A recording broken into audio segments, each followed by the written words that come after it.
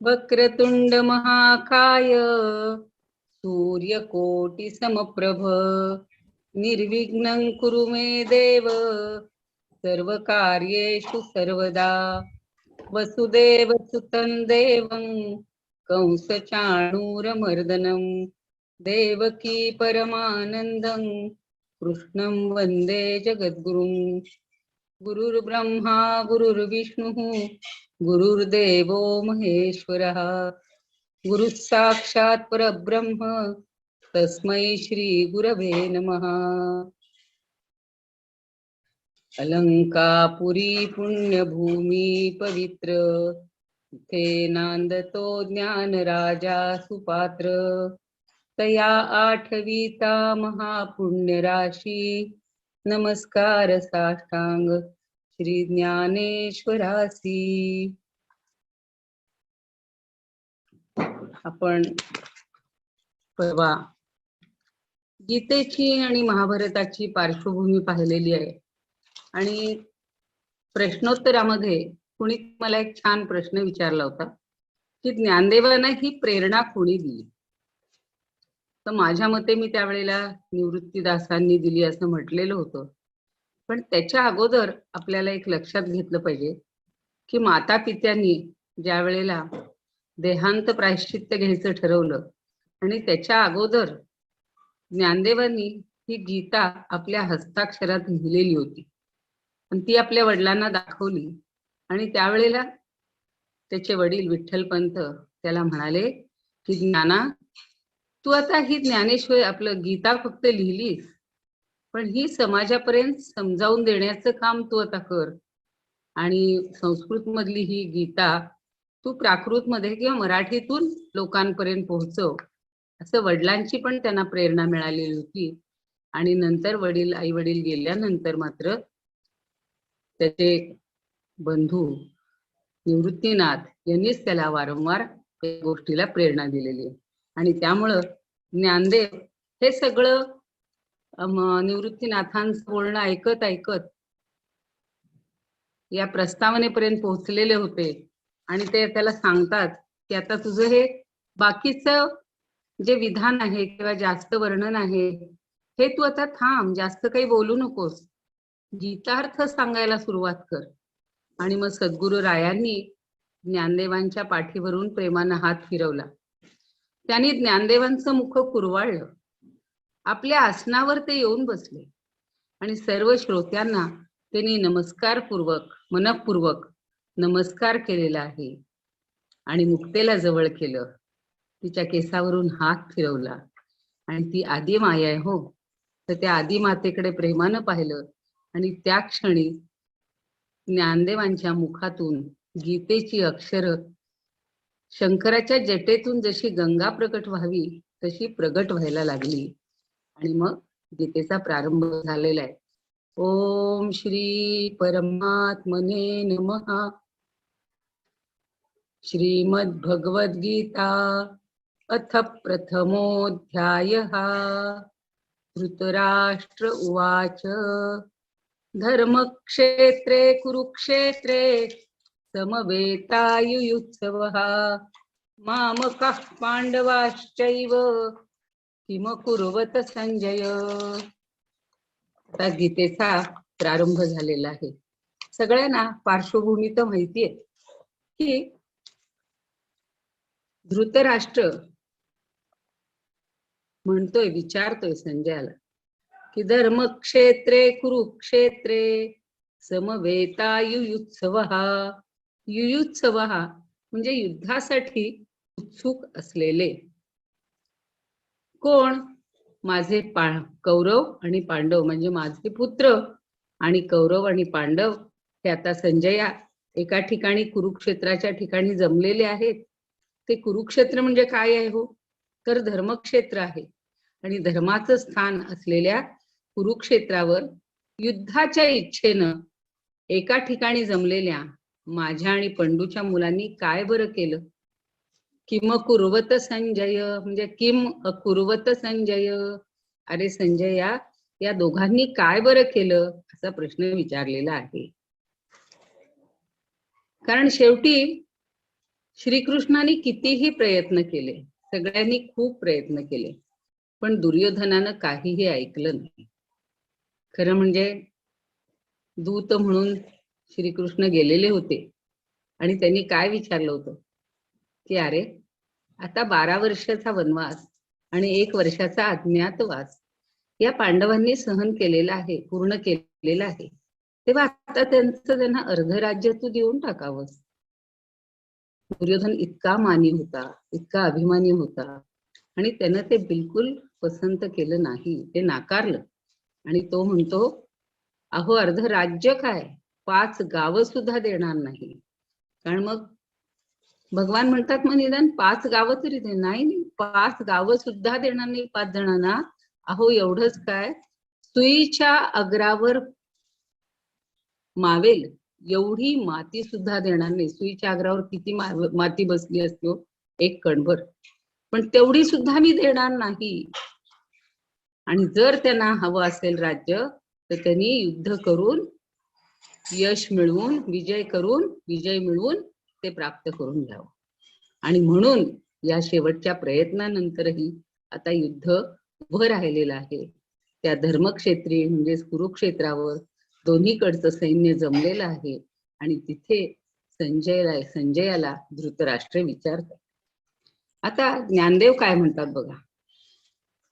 तरी पुत्र स्नेहे मोहितू, धृतराष्ट्र असे पुसतू, म्हणे संजया सांगे मातू कुरुक्षेत्रींची.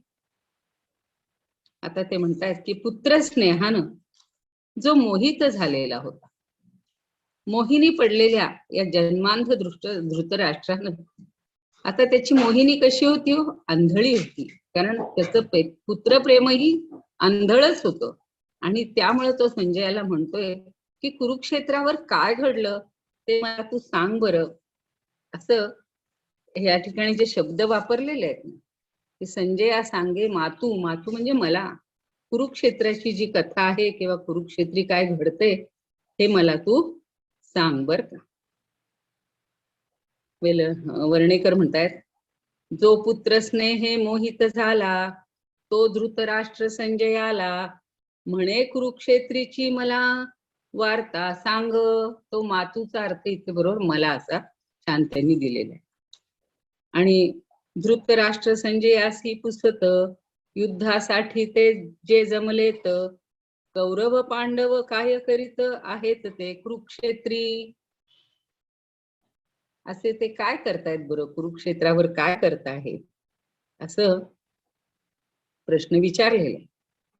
मग पुत्राच्या प्रेमाने इतका तो मोहित झालेला होता धृतराष्ट्र की त्याला फक्त आपले पुत्र काय करतायत आणि पांडूचे पुत्र म्हणजे पांडव काय करतायत एवढीच उत्सुकता लागलेली आहे. आणि ते तुम्हाला नीट समजावून सांग असं त्यांनी म्हटलेलं.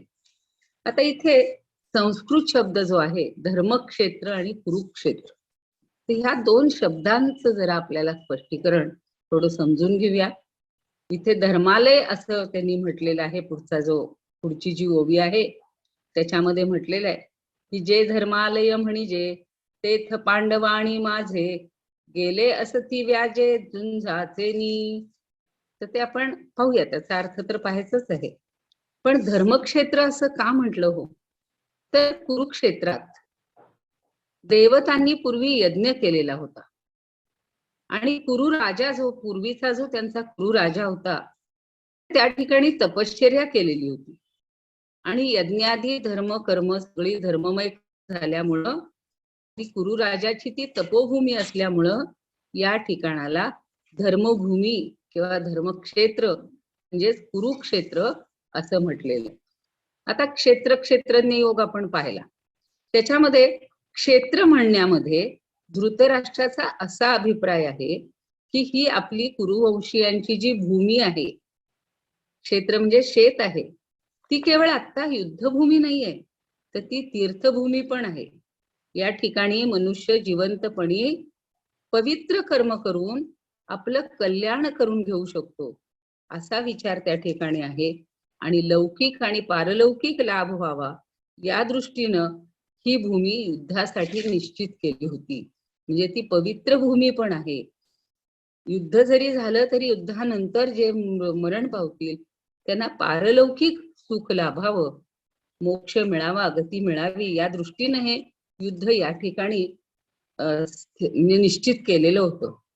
आता आपली वैदिक संस्कृती काय सांगते, तर कुठलंही कर्म जर करायचं असेल तर ते धर्माला अनुसरून करायला पाहिजे. आणि म्हणून युद्धात मरणाऱ्यांचा उद्धार व्हावा, कल्याण व्हावं, युद्धासारखं भयंकर कर्म केलं तरी सुद्धा ते धर्मभूमीवर व्हावं. बघा काय म्हणजे विचार केलेला आहे की तिथे युद्ध का स्वीकारलं, युद्धाची जागा ती का ठरवली. म्हणजे तीर्थभूमीवर किंवा धर्मभूमीवर जर युद्ध केलं तर ते धर्मक्षेत्र ठरेल, आणि धर्मक्षेत्रावर केलेलं जे युद्ध आहे ते धर्मयुद्ध ठरेल. म्हणजे महाभारतानं धर्म या शब्दाला फार महत्व दिलेलं आहे. धारणात धारयती इति धर्म, म्हणजे ज्याची धारणा केल्यानंतर सगळ्या समाजाची धारणा होते, आणि म्हणून त्याला धर्म असं म्हटलं जातं. धर्म या पदाने एक गोष्ट आपल्या लक्षात येते की गीतेच्या सुरुवातीला त्यांनी धर्म कसा शब्द बनलाय ते सांगितलंय बरं का. तर गीतेच्या सुरुवातीला धर्मक्षेत्रे कुरुक्षेत्रे मध्ये धर शब्द आला, धर म्हणजे र अर्धा. आणि 18व्या अध्यायाच्या शेवटच्या श्लोकात मम असा शब्द आले. तर मम मधलं शेवटचं अक्षर म, म्हणजे धर आणि म मिळून शब्द झाला धर्म. म्हणजे संपूर्ण भगवद्गीता ही धर्माच्या अंतर्गत येते, असं त्या संजीवनी टीकेमध्ये खूप छान समजावून दिलेलं आहे बघ. तर धर्माचं पालन करायचं जर झालं तर संपूर्ण गीता अभ्यासावी, आणि गीतेच्या सिद्धांताचं पालन होतं. म्हणजे आपल्याला जर धर्माचं पालन झालं तर पूर्ण गीता त्याच्या सिद्धांताचं पालन केल्यासारखं होतं, आणि म्हणून गीतेच्या सिद्धांतानुसार कर्तव्य कर्म करण्यानं धर्माचं अनुष्ठान होतं. आता हाच आपण एक बोध घ्यायचा की धर्मक्षेत्रे कुरुक्षेत्रे या पदातून काय बोध मिळतो आपल्याला, तर कोणतंही कर्म धर्माला अनुसरून करायचं, धर्मबाह्य कुठलंही कर्म करायचं नाही, आणि ते सर्वांच्या हिताचं असलं पाहिजे. म्हणजे समाजाचं जास्त मोठ्या प्रमाणावर ज्याच्यातून हित साधेल असं जे कर्म आहे ते धर्मकर्म आहे. फक्त स्वतःच्या सुखासाठी, स्वतःच्या आरामासाठी जे कर्तव्य केलं जातं किंवा अकर्तव्य आहे त्याचा या ठिकाणी विचार केला नाही. आपल्या वैयक्तिक सुखासाठी जे कर्म होतं किंवा जे सुख मिळतं ते नाहीये, ते अपेक्षित नाहीये. आणि म्हणून शंकराचार्य सुद्धा काय सांगतात की कुरुक्षेत्र हे पवित्र स्थळ आहे, आणि पुराणात सुद्धा त्याचे उल्लेख आलेले आहेत. तर या भारतीय युद्धाच्या पूर्वी ग्रहण पर्वणीच्या काळात निमित्तानं भगवान श्रीकृष्ण आणि सगळा त्याचा परिवार आणि गोकुळातील नंद, यशोदा, गोपाळ सगळे एकत्रित आलेले होते, आणि म्हणून ते क्षेत्र जे आहे ते धर्मक्षेत्र आहे, पवित्र क्षेत्र आहे असं म्हटले. आता गीता रहस्यात टिळक काय म्हणतात बघा, तर कुरुक्षेत्र म्हणजे हस्तिनापुराच्या सभोवतालचं मैदान. म्हणजे हल्लीचं जे दिल्ली शहर आहे ना ते या मैदानावरच आहे. आणि कौरव पांडवांचा जो पूर्वज होता कुरु नावाचा जो राजा होता तो या मैदानात नांगर धरून कष्टानं, म्हणून त्याला क्षेत्र असं म्हटले किंवा शेत असं म्हणतात. आणि पुढं काय झालं तर इंद्राने या क्षेत्रात जे तप करतील किंवा युद्धात जे मरण पावतील त्यांना स्वर्गप्राप्ती होईल असा कुरूंना वर दिला. असंच त्या कुरूला वर दिला कारण तो कष्ट करत होता तिथे, आणि त्यामुळं हे क्षेत्र नांगरण्याचं त्यानं सोडून दिलं. अशा महाभारतात शल्य पर्वात अशी ही कथा आहे. इंद्राच्या या वरामुळेच या क्षेत्राला धर्मक्षेत्र किंवा पुण्यभूमी असं म्हणू लागले. आणि याच मैदानावर पूर्वीची तुम्हाला कथा माहिती असेल की परशुरामानं 21 वेळा पृथ्वी ही निक्षत्रिय करून पितृतर्पण केलं होतं. ती हीच जागा किंवा हीच भूमी आहे. आणि आजच्या काळात सुद्धा मोठमोठाल्या लढाया, आपण जो पूर्वीचा इतिहास सगळा जो पाहतो तर मोठाल्या लढाया वगैरे याच ठिकाणी झालेल्या. आता मी म्हटलं मगाशी की भारतीय युद्धाच्या आरंभी श्रीकृष्णाने अर्जुनाला जी गीता सांगितली तिचा लोकात पुढे प्रसार झाला आणि ही परंपरा हल्लीच्या महाभारतात अशी वर्णन केलेली आहे की युद्धारंभी व्यास धृतराष्ट्राकडे जातात आणि त्याला म्हणतात की तुला युद्ध पाहण्याची इच्छा असली तर मी तुला दिव्य दृष्टी देतो बर का. पण धृतराष्ट्राच्यानी ते कुळाचा क्षय पाहणं शक्य झालं नसतं आणि म्हणून ते म्हणतात, धृतराष्ट्र म्हणतो की मी हा माझ्या कुळाचा क्षय होताना पाहू शकणार नाही. तेव्हा संजय नावाचा जो सूत असतो आणि मग त्याला ते दिव्य दृष्टी दिली गेली, दिव्य दृष्टी त्याला दिली गेली आणि मग त्यानं धृतराष्ट्राला सगळी हकीकत सांगितलेली आहे. सगळ्यांना हे माहिती आहे, पण आता आपण हा पहिला श्लोक पाहतोय त्यामुळे ही पार्श्वभूमी जर कोणाला माहित नसेल तर म्हणून थोडक्यात मी सांगितली. आणि या व्यवस्थेप्रमाणे मग युद्धात ज्या वेळेला भीष्म पडले ती बातमी धृतराष्ट्राला सांगण्यात आली आणि मग संजय त्याच्याकडे गेला तेव्हा भीष्मांबद्दल शोक करून नंतर धृतराष्ट्राच्या प्रश्नावरून गीता सांगायला ही सुरुवात झालेली आहे. आणि हा प्रश्न धृतराष्ट्र विचारतोय की धर्मक्षेत्रे कुरुक्षेत्रे समवेतास युत्सवा मामका पांडवाश्चैव किम कुर्वत संजय. तर आपल्याला माहिती आहे की व्यासांनी पहिल्यांदा ही सगळी कथा किंवा हे सगळं ज्ञान आपल्या शिष्यांना दिलेलं होतं आणि त्या शिष्यांपैकी वैशंपायन म्हणून जे एक शिष्य होते त्या वैशंपायनाने जन्मेजयाला ही सगळी कथा म्हणा किंवा हा सगळा प्रसंग सांगितलेला होता. परवाच्या आपल्या एका ओवीमध्ये जन्मेजयांचा उल्लेख आलेला होता. आणि मग शेवटी सौतीनं शौनकाला सांगितली आणि महाभारताच्या सर्व छापील प्रतीत हा जो भाग आहे भगवद्गीतेचा हा भीष्म पर्वाच्या 25 ते 42 या अध्यायामध्ये ही सगळी भगवद्गीता ही सामावली गेलेली आहे. तेव्हा आपण आता एवढं लक्षात ठेवायचं की भगवद्गीता ही भीष्म पर्वात सांगितलेली आहे, 25 ते 42 अध्यायात सांगितलेली आहे आणि सुरुवातीला धृतराष्ट्राने प्रश्न विचारलेला आहे. त्याच्यावर आता पुन्हा उरलेल्या ओव्या आपण ज्ञानदेवांच्या पाहतो आहोत. जे धर्मालय म्हणजे तेथ पांडवाणी माझे गेले असती व्याजे झुंजाचेनी. आता झुंजाचेनी म्हणजे युद्ध करण्यासाठी आणि ते धर्मालय म्हणजे काय हो तर धर्मक्षेत्र आहे आणि तिथं माझे आणि पांडव माझेला जास्त महत्व आहे बरं का. मी माझे इथे सारखा त्याचा मोह अडवालेला आहे आणि म्हणून त्यांनी खरा हा भाग केलेला आहे. नाही तर कोणीतरी म्हटलंय की मामकाहा म्हणजे माझे म्हणजे आमचे. कोण कोण हो पंडूचे ते पुत्र त्याचेच होते, त्याचेच पुतणे होते, म्हणजे ते काही फार वेगळे कोणी नव्हते. पण इथं मात्र प्रश्न विचारताना मामका पांडवाश्चैव म्हणजे पांडवांचा स्पेसिफिक विशेष करून उल्लेख केला आणि पांडव हे आपल्या भावाचे पुत्र आहेत हे त्यानं पुन्हा पुन्हा तिथं हे केलेलं आहे, उल्लेख केलेला आहे.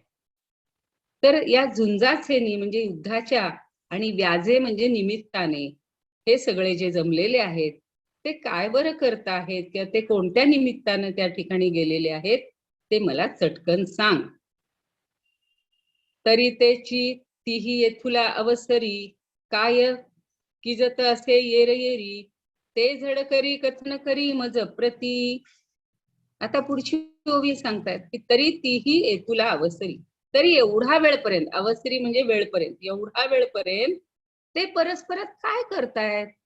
बघा आपल्याला सुद्धा कुणी जर गावाला गेलं आणि तिथे काही पाहायला गेलेले असतील, फोन नाही आला पण तो एवढा वेळ काय करतायत होते तिथं, अजून काहीच तिकडची बातमी आली नाही. तसा हा धृतराष्ट्र अगदी उतावीळ झालेला आहे आणि तो म्हणतो काय होते करीत काय किजत येर येरी, ते एवढा वेळ तिथं काय करतायत ते झड करी कथन करी ते मला शीघ्र सांगावे. तर हे परस्परात एवढा वेळपर्यंत काय करत आहेत रे ते मला लवकर सांग, असं या पहिल्या श्लोकावर वेगवेगळ्या ज्या ओव्या आहेत त्याच्यामध्ये आपल्याला त्यांचं मत जे आहे किंवा धृतराष्ट्राचा जो उतावीळपणा आहे, अगदी मोहित होऊन तो जे जे प्रश्न विचारतो ते इथं सगळे सांगितलेले आहेत. आणि चटकन सांगा, लवकर सांगा. इतका तो उतावेळ झालेला आहे की आता काय संजय सांगतोय अशी त्याला उत्सुकता पडली.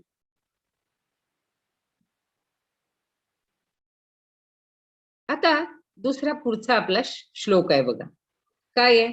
संजय उवाच दृष्ट्वा तु पांडवानीकं व्यूढं दुर्योधनस्तदा आचार्यमुपसंगम्य राजा वचनमब्रवीत.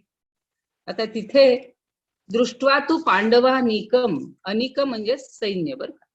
पांडवांची जी सेना आहे ती पाहून संजय आता उत्तर देत आहेत. संजय उवाच की दृष्ट्वा तु पांडवानीकम, ते पांडवांचं सेना किंवा सेनेची व्यूढम शब्द वापरलाय. व्यूढ म्हणजे व्यूह रचना केलेली, एका विशिष्ट आकारात किंवा विशिष्ट प्रकारे अशी रचना केली जाते सैन्याची की त्यामुळे शत्रू हैराण व्हावा आणि शत्रूला युद्ध करणं अवघड जावं. म्हणून चक्रव्यूह आपण ऐकलेलं आहे अभिमन्यूला, की चक्रव्यूहात असा गोल गोल गोल चक्रासारखा आणि त्या आरे वगैरे असतात तसं. आणि मग एकदा मध्ये मध्यभागी तो माणूस गेला की तो अडकला. अशा प्रकारचे वेगवेगळी व्यूह रचना ही केलेली आहे. म्हणून म्हणलेलं आहे पांडवानीकम व्यूढम, म्हणजे व्यूह रचना केलेली अशी पांडवांची जी सेना आहे ती पाहून, दृष्ट्वा पाहून, दुर्योधन तदा, तदा दुर्योधन, जे त्यावेळी दुर्योधन कुठे गेला? आचार्यम उपसंगम्य, आचार्यांच्या जवळ. आचार्य कोण होते? द्रोणाचार्य. तर द्रोणाचार्यांच्या जवळ जाऊन हे राजा, तो दुर्योधन काय करतो? राजा, हे राजा, वचनम अब्रवीत, त्यानं असं वचन बोलला किंवा असं म्हणाला. काय म्हणाला ते आपल्याला आता पुढच्या ह्याच्यात ऐकायचंय. पण याच्यावरच्या आता ज्ञानदेवांच्या ओव्या आपण पाहूया. आता हा संजय कोण होता हो? मी मगाशी सांगितलं की तो एक सूत होता, सारथी होता. खरं म्हणजे तो घोड्यांची परीक्षा करण्यामध्ये तज्ञ होता बरं का, आणि उत्तम सारथी होता.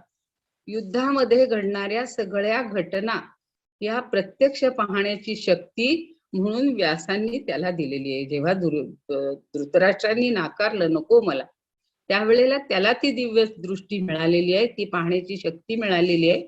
आणि म्हणून तो हस्तिनापुरात बसून धृतराष्ट्राला हे सगळं आता निवेदन करतो किंवा हे सगळं सांगतो.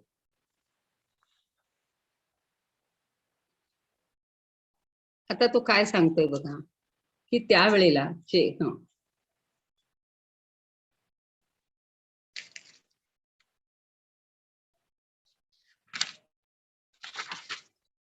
वेळी संजय बोले, वेळी संजय बोले, म्हणे पांडव सैन्य उचलले, जैसे महाप्रळयी पसरले कृतांत मुख.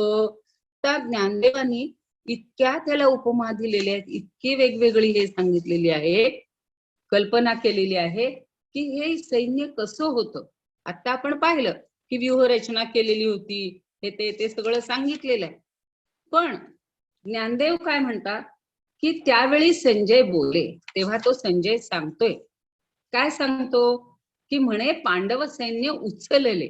आता उचलले जे म्हणतात ना, म्हणे पांडव सैन्य उचलले, उचलले म्हणजे ते असं तयार झालेलं आहे, पुढे जाण्यासाठी सज्ज झालेलं आहे. तर ते कसं दिसतंय? जैसे महाप्रळयी पसरले, जसं महाप्रळयामध्ये कुणी कृतांत मुख, यमानं जणू काही त्याचं मुख ते पसरलेलं आहे आणि असं ते पांडव सैन्य विस्तारलेलं किंवा अगदी हे झालेलं तो असं पाहतोय. आणि म्हणून त्यांनी वेगवेगळ्या कल्पना केलेल्या आहेत. काय काय केलेले आहेत ते आपण पाहूया.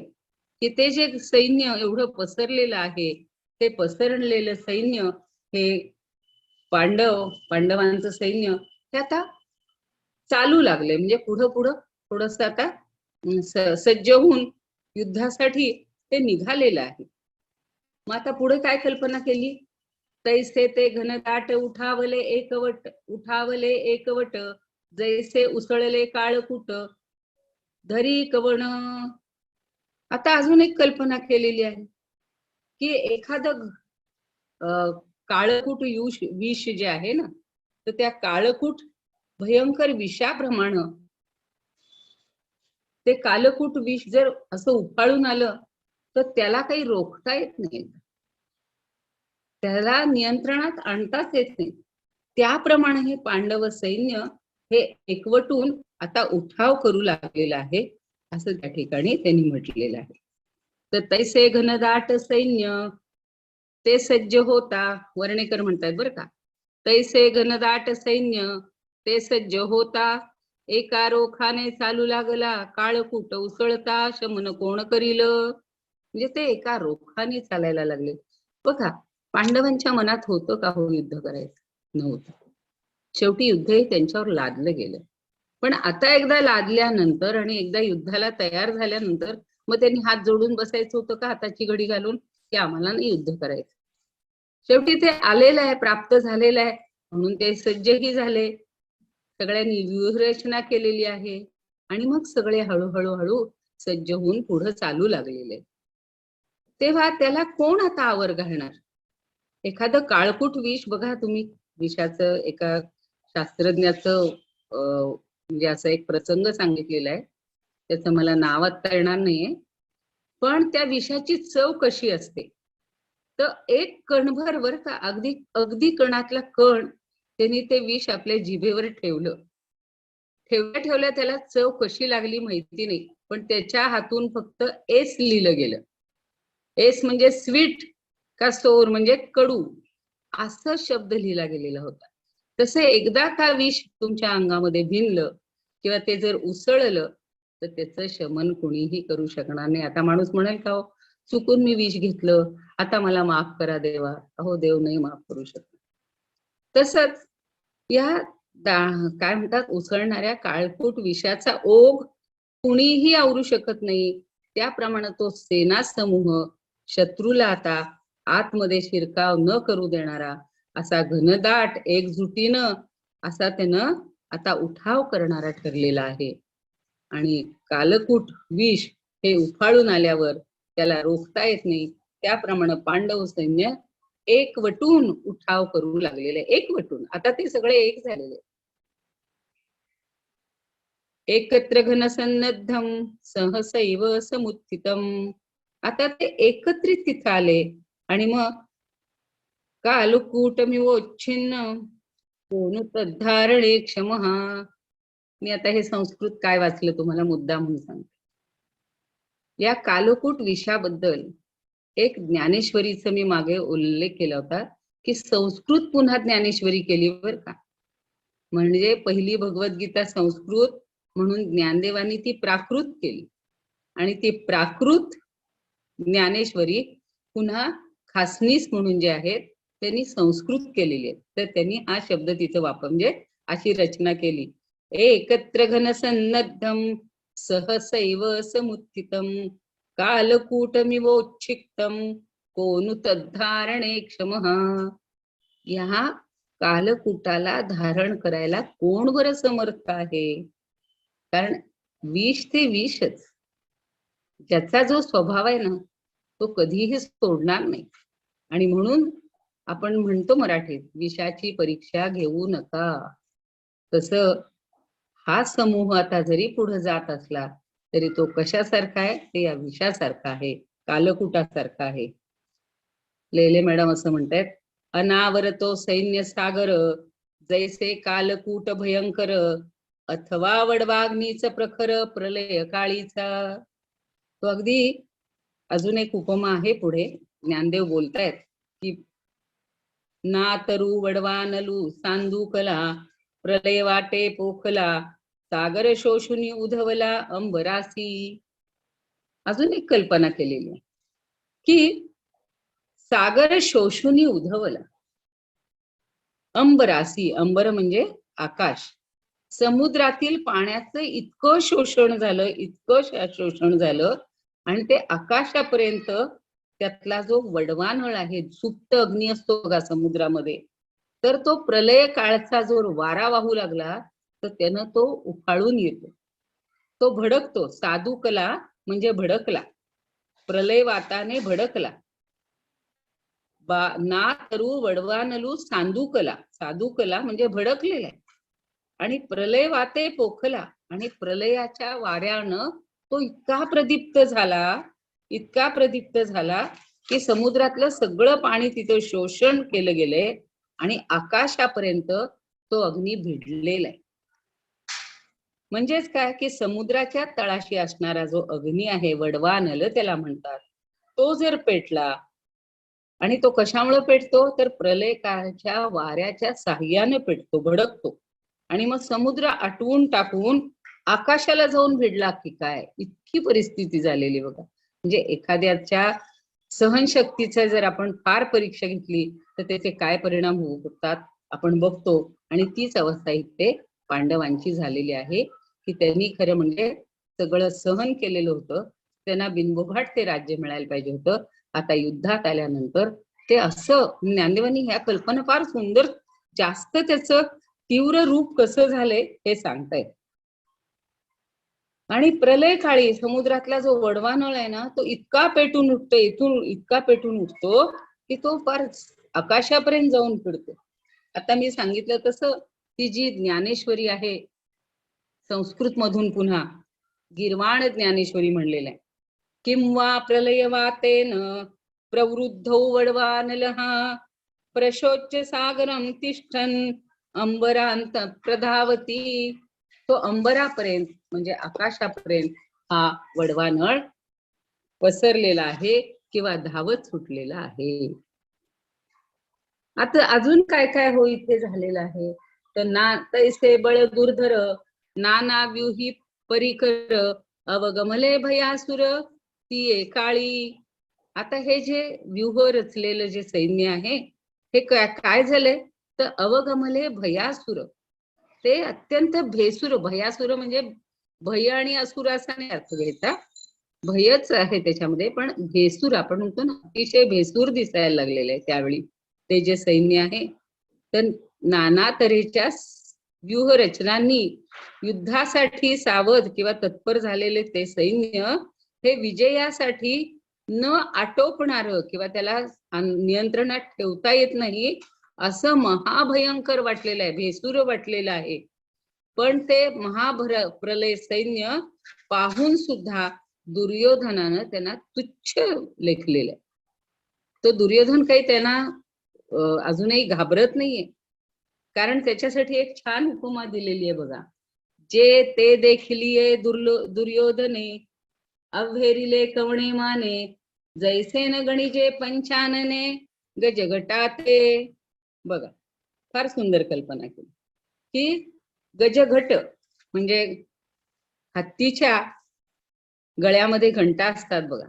तर सिंहानं काय करावं तर हत्तीच्या भयप्रद अशा कळपाकडे पाहून सुद्धा तुच्छतेनं पाहावं, कारण हत्ती, सिंहाची अंतिम मर्यादा काय असते, हत्तीला ठार मारणं बरं का. म्हणजे तसं म्हणलं तर सिंहापेक्षा हत्ती हा बलवान असतो, पण दुर्योधनानं पांडवांकडे इतक्या तुच्छतेनं पाहिलंय आणि अशी मान हलवली आणि दुर्लक्ष केलेलं आहे त्यांच्याकडे, म्हणजे ज्याला अगदी आपण निग्लेक्ट करणं म्हणतो तसं केलेलं आहे. तर ते कसं केलं, हत्तींच्या भयप्रद कळपाकडं पाहून वनराज सिंहानं तुच्छतेनं पाहावं, तसं राजा दुर्योधनाचं वागणं होतं असं त्या ठिकाणी म्हटलेलं आहे. आता गीर्वाण ज्ञानेश्वरीमध्ये तेच काय म्हणतायत, समीक्ष तद्बलम सम्यक अवमेने तदा नृपहा गजयूथम वने पश्यन सिंहो नागणयत्यथा. म्हणजे ते सैन्य पाहून त्यांनी, त्या राजांनी म्हणजे दुर्योधनानं अगदी दुर्लक्ष केलेलं.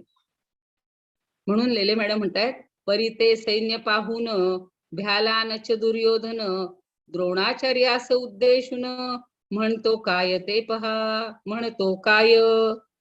आता पुढचा श्लोक जो आहे तो आपल्याला दुर्योधन काय सांगतोय ते आहे. तर तो त्या ठिकाणी विचारतोय, पुढचा श्लोक असा आहे, पश्यैतां पांडुपुत्राणाम आचार्य महतींचमुं व्यूढान द्रुपद पुत्रेण तव शिष्येण धीमता. हा जो दुर्योधन आहे तो आचार्यांच्या जवळ जातोय आणि द्रोणाचार्यांना उद्देशून काय म्हणतो की पश्येतां पांडुपुत्राणाम महतीं चमुं पश्य. आचार्य तुमचा जो बुद्धिमान शिष्य आहे ना, द्रुपद पुत्र आहे ना, धृष्टद्युम्न, त्यांना अशी व्यूहरचना केलेली आहे, ज्यांची व्यूहरचना केली अशी ही पांडुपुत्रांची मोठी सेना पहा. फक्त एवढंच सांगितलंय, पहा आता बघा तुमचा लाडका आहे की नाही तो बुद्धिमान शिष्य, आणि त्यांना आता ही व्यूहरचना केलेली आहे, ती पांडवांची सेना आता पहा.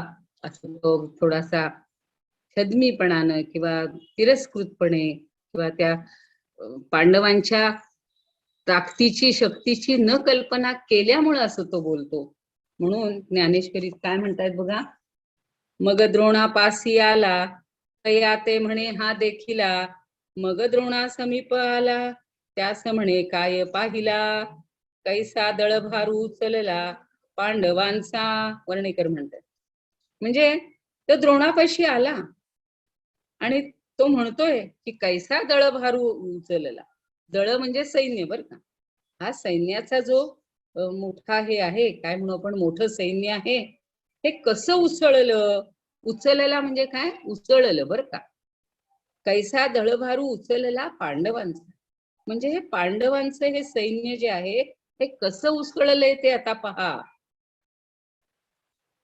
म्हणजेच एकूण या श्लोकातनं काय सांगायचंय की दुर्योधन आचार्य द्रोणाचार्यांजवळ येऊन त्यांना म्हणतो की पांडवांच्या सेना समूहानं युद्धाच्या उत्साहानं कसा उठाव केलेला आहे तो पहा, आणि कशी व्यूहरचना केलेली आहे पहा. हे सगळं दुर्योधन द्रोणाचार्यांपाशी जाऊन सांगतोय आणि गुरुदेवांना म्हणतोय की पहा पहा आता त्यांची व्यूहरचना कशी आहे ती पहा बर का. तर आता गिरमाण ज्ञानेश्वरीत काय म्हणतात बघा, तदा द्रोणमुपागम्य राजा वचनमब्रवीत, आचार्य पांडवानां त्वं पश्यक्षुब्धां वरूथिनीं. म्हणजे काय की पहा आपल्या शिष्यानं दृष्टद्युम्नानं म्हणजे द्रुपद पुत्रानं हे चातुर्यानं कसं व्यूह रचलेलं आहे, आणि चालते दुर्ग दिसती जे, जणू काही हे चालणारे दुर्ग आहेत, किल्ले आहेत, अशी छान कल्पना केलेली आहे. आपण ह्या